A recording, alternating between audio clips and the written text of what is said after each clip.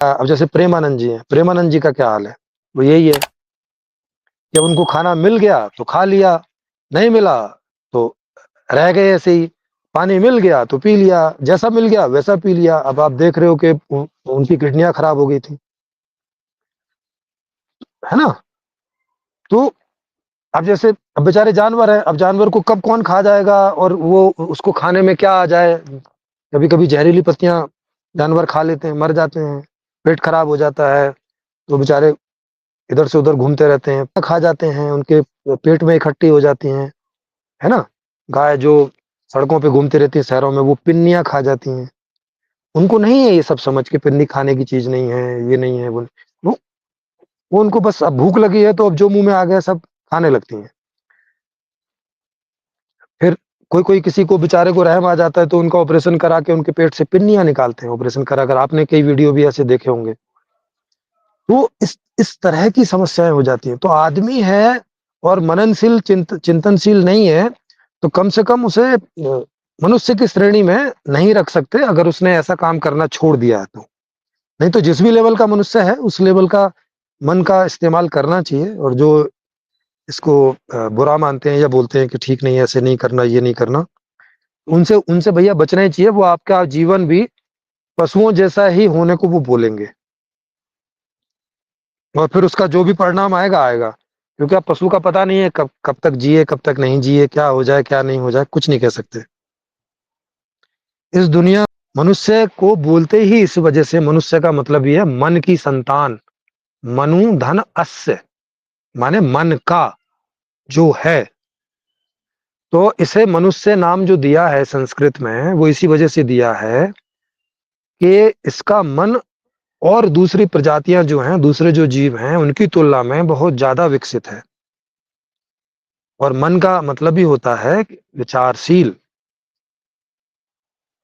है ना? और विचार काय के लिए किए जाते हैं? किसी निर्णय पर पहुंचने के लिए। तो निर्णय माने बुद्धि, विवेक। तो विचारशील, बुद्धिशील, विवेकशील, मननशील, चिंतन मनन करने वाला, उसे मनुष्य कहते हैं। तो मनुष्य का ये प्रमुख गुण है। अदर भी खाना खाता है, पशु भी खाते हैं, मनुष्य भी सेक्स करता है, पशु भी सेक्स करते हैं, मनुष्य भी अपने बचाव में जो कर सकता है करता है, पशु भी करते हैं। पशु भी आराम करता है, निद्रा लेता है, मनुष्य भी करते हैं। बहुत सारे काम हैं जो मनुष्य पशुओं के जैसा ही करता है, मगर बहुत ज्यादा मनन रूप से विकसित होने से उन्हीं कार्यों को ये एक नेक्स्ट लेवल पे करता है ना?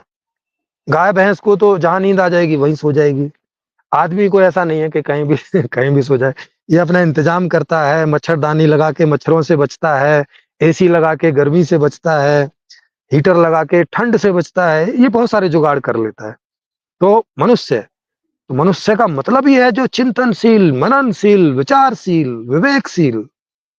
अगर ये चीजें हटा दी जाएं तो फिर मनुष्य में और दूसरे जानवर में फिर आपको अंतर नहीं मिलेगा, और वो मनुष्य भी उन जानवरों के जैसा ही जीता हुआ मिलेगा। और ये गलतियां पहले के बुद्ध पुरुष टाइप के ऐसे लोग कर गए कि वो क्या करते थे, वो पेड़ों के नीचे ही रहते थे, है ना? अब मच्छर खा रहे हैं तो खा रहे हैं भैया। कई एक दो ऋषियों के बारे में तो ऐसा मिलता है कि जंगल में उन्हें शेर ही खा गया। जब खाई जाएगा शेर तो भाई उसे भूख लगेगी और कोई नहीं मिलेगा तो कई पहले ऐसे लोगों ने, और आजकल के भी ऐसे लोग कई ट्राई करते हैं कि वो बहुत ऐसे जंगली होने का प्रयास करते हैं, मतलब प्राकृतिक जैसा होने का प्रयास करते हैं। मन होगा उनके पास लेकिन उसको वो चल भी रहा होगा तो उसको महत्व नहीं देते, कोई विचार नहीं करते।